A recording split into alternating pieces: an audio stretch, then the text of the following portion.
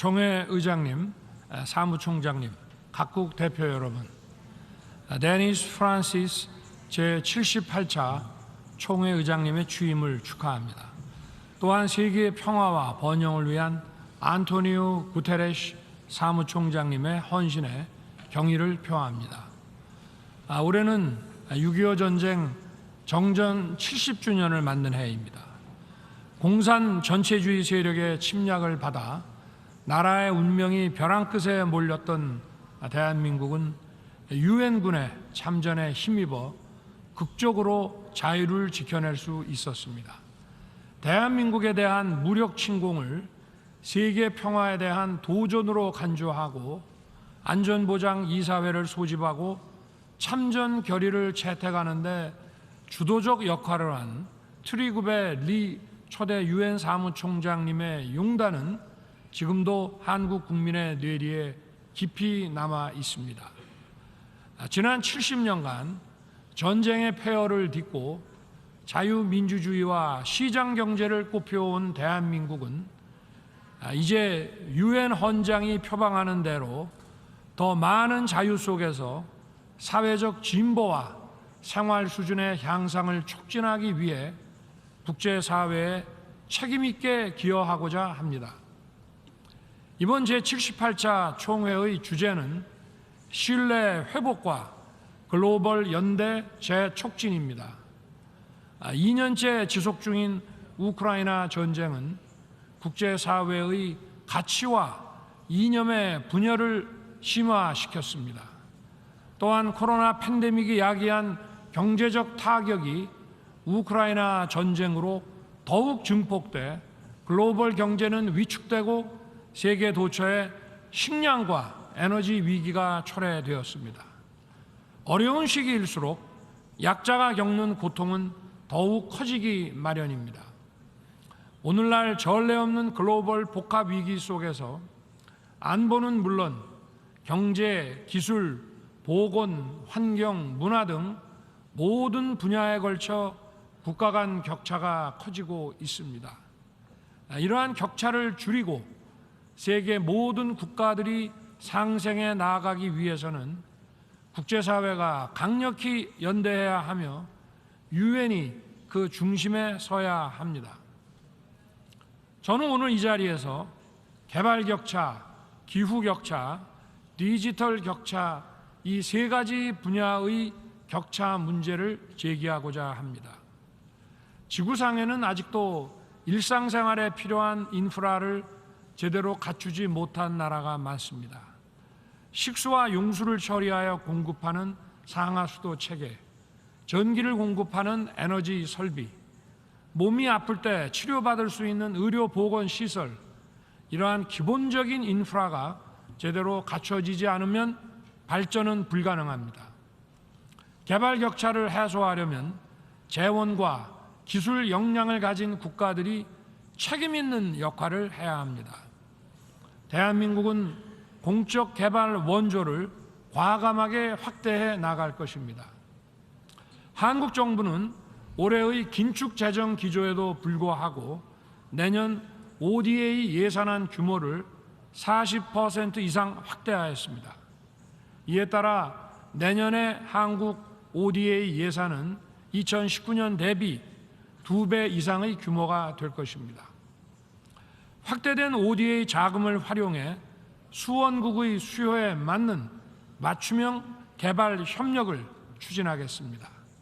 특히 수원국들이 사회 경제적으로 스스로 도약할 수 있는 역량을 갖추도록 교육 훈련 분야에 대한 ODA를 적극 추진해 나갈 것입니다. 1년의 교육 훈련이 10%가량의 소득 증대를 가져오며 이러한 효과는 저소득층과 여성에게 더 크게 나타난다고 합니다.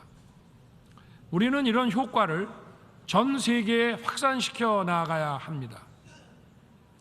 기후위기는 국가 간 경제 격차를 더욱 악화시키고 인류의 지속가능 발전을 제약하는 또 다른 도전 요인입니다. 올해 7월 우리는 지구의 기후 관측 사상 가장 더운 여름을 경험했습니다. 끓는 지구로 인해 폭염뿐 아니라 폭우, 태풍과 같은 극한 기후가 이제 일상이 되었습니다. 기후변화는 농업과 수산업의 지정학적 변화를 가져와 식량 취약국의 위기를 더욱 가중시킵니다. 대한민국은 기후위기 취약국들이 탄소 배출을 줄여 나아가면서 청정 에너지로의 전환을 가속화할 수 있도록 그린 ODA를 확대할 것입니다. 대표적으로 녹색 기후 기금에 3억 불을 추가 공여할 것입니다. 녹색 기후 기금에 대한 국제사회의 적극적인 재정 기여를 기대하며 기후 격차 해소를 위한 국제사회의 의지가 결집되어 실질적인 행동으로 이어지기를 바랍니다. 대한민국은 탄소 중립 목표 달성을 앞당기기 위한 현실적인 대안으로 재생에너지뿐만 아니라 원전, 수소와 같은 고효율 무탄소 에너지를 폭넓게 활용할 것이며 이를 기후위기 취약국들과 공유함으로써 그들에게 이 혜택이 돌아가게 할 것입니다. 이를 위해 무탄소 에너지에 관한 국제 공동 연구를 추진하고 민간의 기술 혁신과 투자를 촉진하고자 합니다.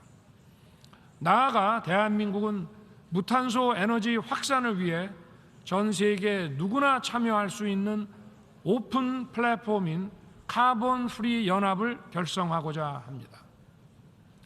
다음으로 대한민국은 우리의 강점인 정보통신 기술을 활용하여 디지털 격차를 줄이는 데 선도적 역할을 하고자 합니다. 지금은 디지털의 고도화로 모든 문화와 산업이 디지털 기반으로 전환되고 있습니다. 디지털 격차는 곧 경제의 격차를 의미합니다. 따라서 디지털 격차의 해소는 글로벌 사우스 문제의 해결을 용이하게 할 것입니다. 한국은 디지털 보급과 활용이 미흡한 나라들의 디지털 전환을 지원하여 이들 국민들이 교육, 보건, 금융 서비스에 보다 쉽게 접근할 수 있도록 할 것입니다. 저는 작년 9월 뉴욕대에서 그리고 지난 6월 파리 소르본 대학에서 AI와 디지털에 대한 공정한 접근과 디지털의 안전한 사용이 보장될 때 디지털 문화가 더욱 발전할 수 있음을 강조한 바 있습니다. 또한 디지털 윤리 규범을 논의하고 제시하기 위한 국제기구를 UN 산하에 설치할 것을 제안하였습니다. AI와 디지털의 오남용이 만들어내는 가짜뉴스의 확산을 저지하지 못한다면 우리의 자유가 위협받고 자유민주주의에 기반한 시장 경제가 위협받고 우리의 미래 또한 위협받게 될 것입니다. 대한민국은 디지털 질서의 바람직한 미래상을 구현하기 위한 디지털 권리 장전을 조만간 제안할 것입니다. 한국 정부는 UN 내 국제기구 설립을 지원하고 AI 거버넌스 구축에 구체적 방향을 제시하고자 AI 글로벌 포럼을 개최하고자 합니다. 아울러 UN이 추진 중인 AI 고위급 자문기구와 긴밀히 협력하여 전 세계 전문가들 간의 소통과 협업의 네트워크를 제공하고자 합니다. 의장님, 사무총장님, 각국 대표 여러분, 국제 평화와 안전 없이 우리는 어떠한 발전과 번영도 이룰 수 없습니다. 저는 지난 7월 키이우 방문 시에 국립아동병원에서 치료받는 어린이들의 애처로운 눈망울을 보았습니다. 전쟁의 첫 번째 희생자는 어린이이며 이들은 다름 아닌 우리의 미래입니다. 한국 정부는 우크라이나 평화연대 이니셔티브 공약에 따라 안보, 인도, 재건 분야를 망라한 포괄적 지원 프로그램을 이행해 나갈 것입니다. 또 2주 전 G20 정상회의에서 밝혔듯이 내년에는 3억 불을 공여하고 추가로 20억 불 이상의 중장기 지원 패키지를 마련하여 우크라이나의 재건을 적극 도울 것입니다. 북한의 핵과 미사일 프로그램은 대한민국의 평화에 대한 직접적이고도 실존적인 위협일 뿐 아니라 인태지역과 전 세계의 평화에 대한 중대한 도전입니다. 세계 평화의 최종적 수호자여야 할 UN 안보리 상임이사국이 다른 주권 국가를 무력 침공해 전쟁을 일으키고 전쟁 수행에 필요한 무기와 군수품을 안보리 결의를 정면으로 위반하는 정권으로부터 지원받는 현실은 자기 모순적입니다. 이러한 상황에서 안보리의 개혁이 필요하다는 의견이 폭넓은 지지를 받게 되는 것입니다. 또 북한이 러시아에 재래식 무기를 지원하는 대가로 WMD 능력 강화에 필요한 정보와 기술을 얻게 된다면 러시아와 북한 군사 거래는 우크라이나뿐만 아니라 대한민국의 안보와 평화를 직접적으로 겨냥한 도발이 될 것입니다.